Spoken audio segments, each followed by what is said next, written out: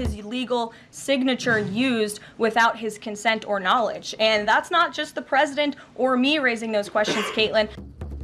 A new controversy is unfolding in Washington as President Trump questions the validity of several pardons issued during Joe Biden's presidency, claiming they are null and void because they were signed using an Autopen.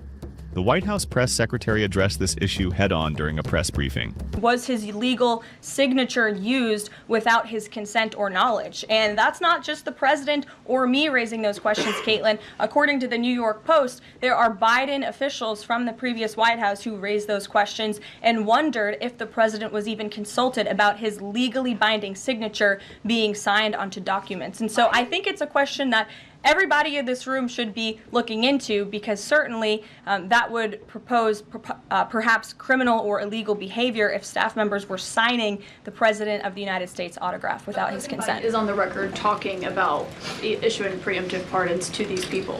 But was he aware of his signature being used on every single pardon? That's a question you should ask the Biden White House.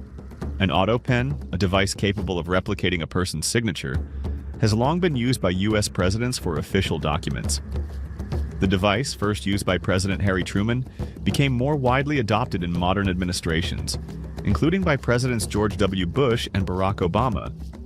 However, Trump and his legal team are arguing that its use on preemptive pardons for January 6th committee members and individuals like Dr. Anthony Fauci raises serious concerns.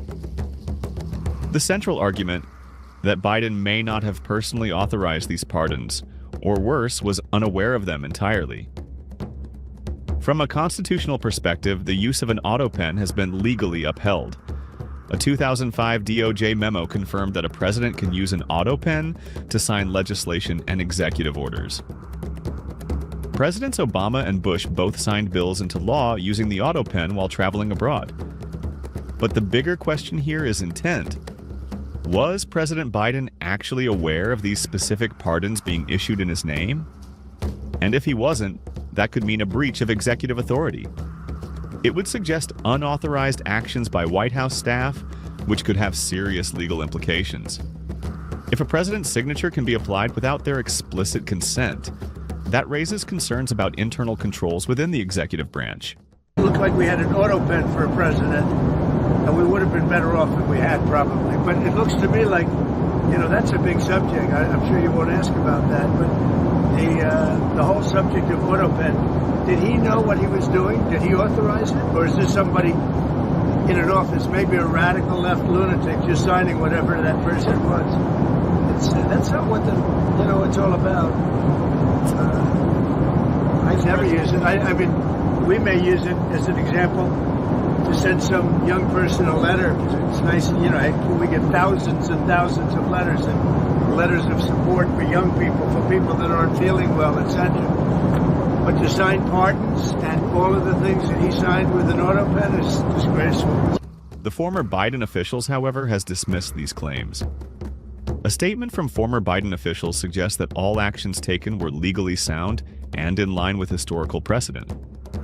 They point out that no U.S. court has ever ruled an Autopen signature to be invalid for an official act.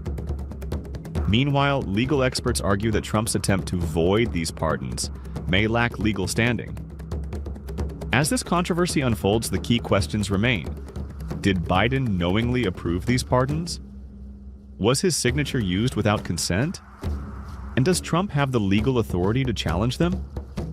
The Department of Justice may ultimately need to weigh in on whether these pardons stand, or if legal action could be taken against individuals who authorize the use of